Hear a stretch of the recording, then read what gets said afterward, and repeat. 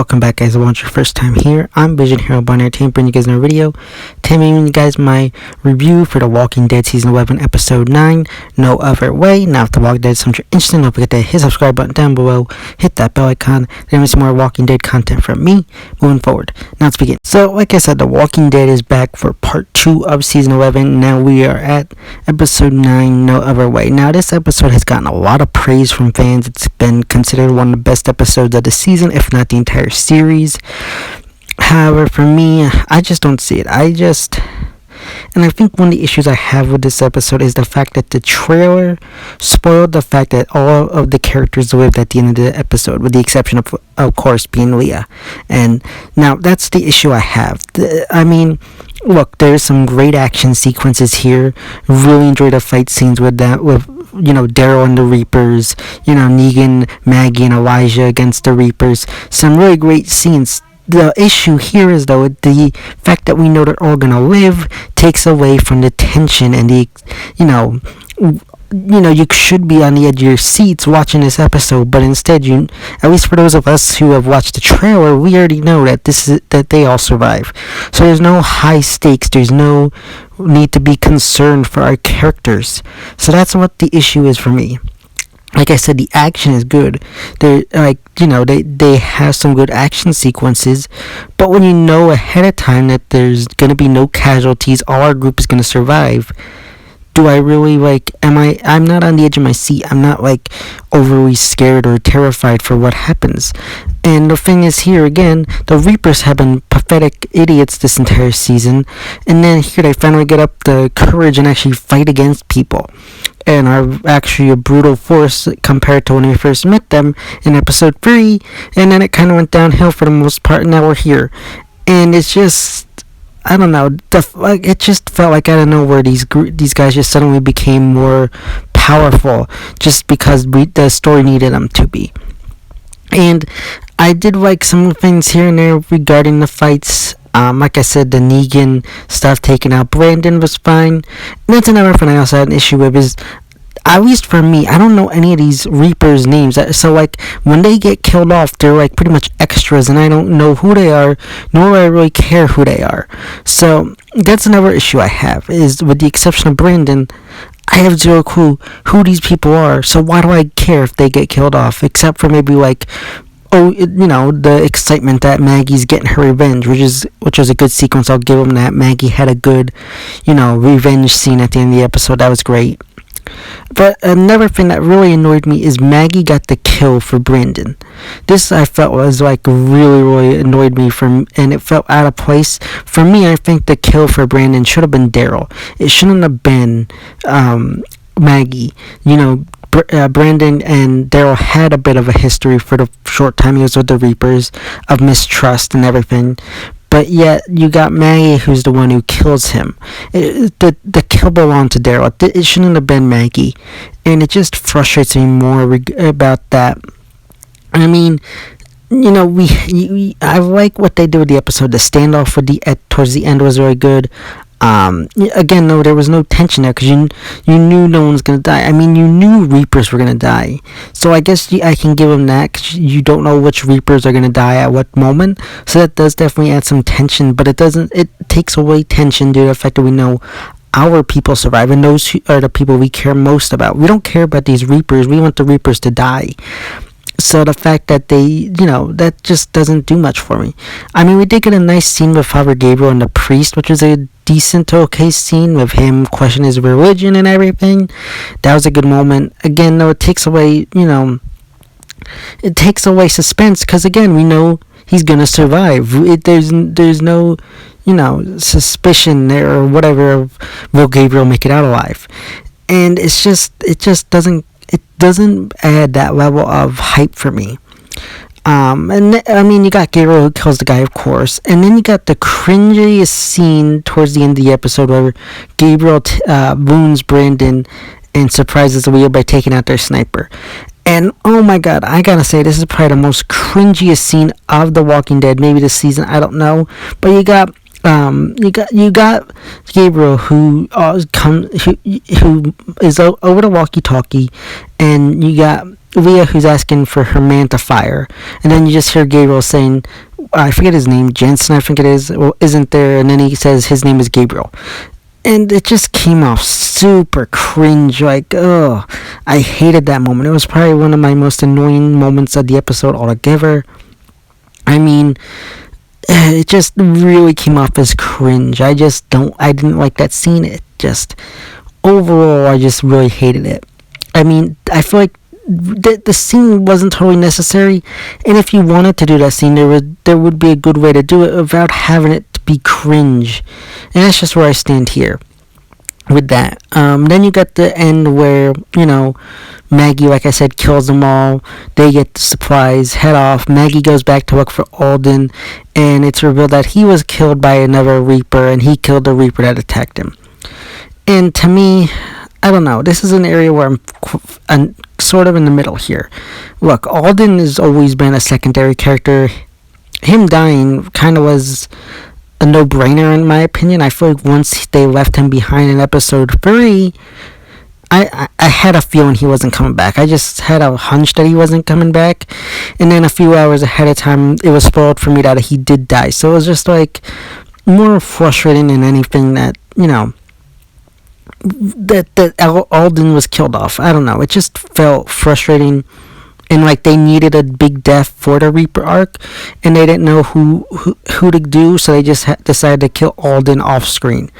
And that's just how his death came off. It felt like they needed a big death for the Reaper arc, and they didn't know who to kill off, so they said, okay, we got Alden who's wounded back at the church, let's just kill him off. So that's just another area where I'm frustrated. I mean, they could have killed Elijah off. That would have been a good move. At that point, I feel like at this point he's a big enough character where people would actually care. I can see why they didn't, though, because you need some more of Maggie's people to be around. You don't want to fully, rip apart Maggie's crew, so you got to keep some of our people there.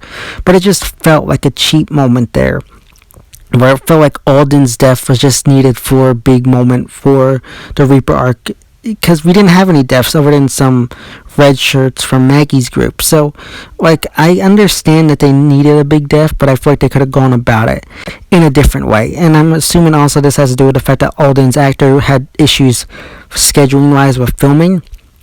So that might be another reason to kill him off. I mean, I feel like they could have brought him along in their journey to take down Meridian, and then have him die in some battle there. I feel like that would have been better, made it more reasonable. Maybe have him die in the opening minutes, where he's killed by one of those arrows that have been shot down. I feel like that would have been a good moment. But at the same time, Alden's one of those characters where he's just kind of been there. He's not a big character. He has a static story arc. He doesn't have anything going for him. So he was a character they could kill off at any time. And honestly, him dying now doesn't really change much. So, overall, we got that. Then you go back to what's been going on at Alexandria, and there's a storm. So you got the storm going on. You got Gracie and Judith are still stuck in the basement. You got the walkers pouring in, the basement's flooding, and you got outside Aaron and a group of people trying to, fortify Alexandria from the storm and other walkers. And he hears Gracie sending out, a signal that she's in trouble. He goes out, tries to rescue her. He gets Judith and her out of the basement into safety. However, he stays behind in the basement to fight off the walkers. Now, this again, it goes back to the fact that we saw him past this moment in the trailer. We knew he was going to make it out of here. So, yes, there was some tension and on the edge of your seats moments, but because I know he's going to live, there's no tension there. I know the walkers aren't going to get him. I know he's safe. So, yeah. It makes for cool action scenes and cool things, but it just didn't feel like it had that big of a weight to it. We knew he was going to live somehow. So, it just didn't matter to me. We knew he was going to live, so why do I worry about him in this moment where his life is in peril? So his life is in peril, but I know he's going to live, so do I care? Am I nervous for him? No. And it just frustrates me more. And then you got Lydia who comes, finds him, and saves him, and this is even more annoying, is they don't even show Lydia rescuing him, and how they just show her pulling him out of the basement. So we don't know how exactly he escaped it. I feel like they got him in there and then we're like, wait, how do we get him out of here exactly? Oh, we don't know, so just film it off screen and have him just be pulled out of the basement.